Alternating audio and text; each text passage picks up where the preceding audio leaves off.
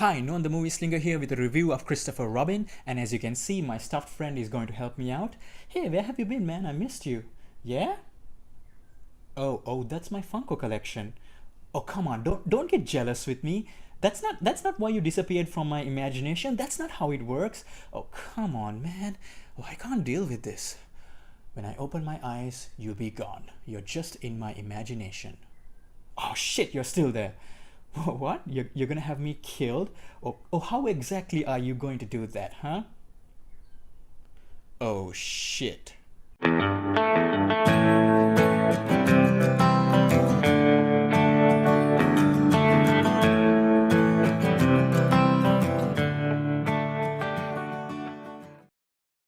Christopher Robin is directed by Mark Forster and starring Ewan McGregor in the leading role. The story is inspired by the characters in Winnie the Pooh book series. Right off the bat, let me just say that I'm not familiar with these books.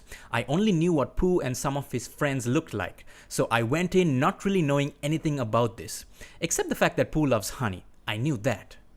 Christopher Robin was a kid that lived in a cottage by the woods, and he would go on adventures with his imaginary friends, Pooh, Tigger, Piglet, Eeyore, and the rest of them. That's what the books were about. The movie begins with the young Christopher saying goodbye to his friends because his father is sending him away to boarding school. The scene is very reminiscent of Toy Story 3. Then many years later, the adult Christopher, played by McGregor, is working as the efficiency manager in a suitcase company in London. He is ordered by his superior to lay off most of the employees to cut costs. Now he has to work on the weekend on which he was planning to go on a trip with his wife and daughter. So he decides to stay in London and finish his work while his family goes without him. And then of course Pooh comes bumbling along back into his life and we get a whole new adventure. McGregor is great as Christopher Robin. He's very likable, he's got the perfect blend of charm and goofiness which carries the entire movie. And since Pooh and his friends are CGI, he's pretty much acting alone for most of the movie, and that takes a good actor to pull off. I liked his character arc too. He's an adult now and has responsibilities and very important papers in his briefcase. No time for being silly and fooling around. He has forgotten all about Pooh and his friends. His wife, played by Hayley Atwell, says he doesn't laugh anymore. There's a very uncomfortable scene with his daughter and you can tell he doesn't really know her anymore. His awkwardness in these scenes really showed everything we needed to know about his strained relationship with his family. Watching this guy rediscover his childhood, spend time with his family, learn to cut loose and try to goof around again was not only entertaining and funny but very heartwarming too.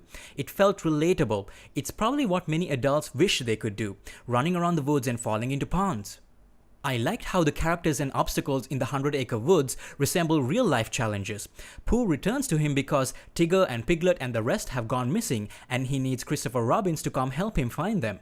This mirrors the real-life challenge of rediscovering the silliness and innocence of childhood. There's also the bad guy, his boss played by Mark Gatiss. Perfect corporate douchebag. He wants to cut costs by firing Christopher's employees, so Christopher has to figure out a way to save them, just like his imaginary friends. So he can't just throw away his work. What I liked was that the movie doesn't say work is bad. It just says use your imagination, think outside the box, and you'll be able to be more efficient, get it done faster so you can go home. The long-awaited reunion of Pooh and Christopher Robin was set up well, and as I was watching, I realized I was starting to get excited to see how that encounter went. The filmmakers managed to get my anticipation up. It was so much fun to see Pooh interacting with Christopher.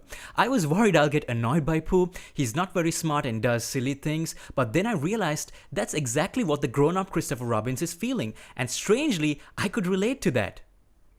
Oh shit, have I grown up? And then, as Christopher warmed up to Pooh again and started showing his caring side, I started caring. So job well done. I didn't grow up reading about these characters and yet, I started caring about them and worrying about them. So the movie got me hooked. The voice acting was great across the board. Jim Cummings as Winnie the Pooh and also Tigger. I loved Brad Garrett as Eeyore. Nick Mohammed was very cute as Piglet, Peter Capaldi as the control freak Rabbit, and Toby Jones as the wise old owl. The special effects were great too.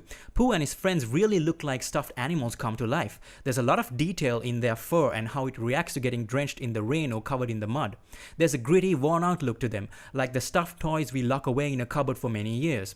There's a tinge of sadness to their look, very melancholy, which is exactly the mood they needed to convey.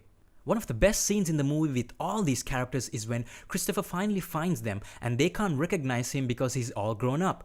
They mistake him for this imaginary monster in the woods, so he has to act like a knight and fight this monster. We've all done this at some point in our childhood, acting out a fantasy battle, and by bringing out that childish side, the characters start to remember him. There's also a nice metaphor that Christopher Robin is his own villain, or at least his briefcase with the papers which resembles the monster he has to slay. This scene in a very few brilliant minutes captured the essence of the movie and all the themes the filmmakers were trying to convey. My two problems with this movie. First, the opening montage sequence showing Christopher growing up in boarding school was unnecessary. Showing him interacting with his family and how he gets annoyed with Pooh is enough to show the man he is today. The audience is smart. We can grasp the concept of change and growing up. We are not interested in that part of his character arc. We only want to see what happens next. I completely zoned out during this segment, and thankfully it isn't very long, and once Pooh shows up, the story really picks up. My second issue is the ending and how the real-world problems were solved. It was a little far-fetched and conveniently neat. This won't bother the younger audiences, but if you're an adult, you might think, wait a minute, that won't work in real life. Of course, this is a minor gripe and it doesn't ruin the movie. So, in conclusion, the plot is very simple and not the most original thing, but the story is told very well for the most part, and it's so heartwarming. It gives you that warm, fuzzy feeling very similar to something like Paddington or Toy Story. The characters are so adorable. They remind you of your childhood, the dreams you had, the things you were afraid of. It makes you think, okay, so you grew up, but what did you really give up in return? I actually teared up a few times. Ewan McGregor is wonderful as Christopher Robin, and it's a lot of fun watching him interact with his imaginary friends, especially Pooh and Eeyore for me personally. I can easily recommend this for kids, but I think the movie would probably mean a lot to adult fans of Winnie the Pooh books. You don't need to rush out to a movie theater to watch this. I'd say the best way to watch this movie is at home on a cold, rainy day, curl up under a blanket with some hot chocolate and stream it online. You're gonna love it. So what did you think about it? Did you like Christopher Robin? Leave your thoughts in the comments below, and thanks for watching. And don't forget to like and subscribe. Movie Slinger out.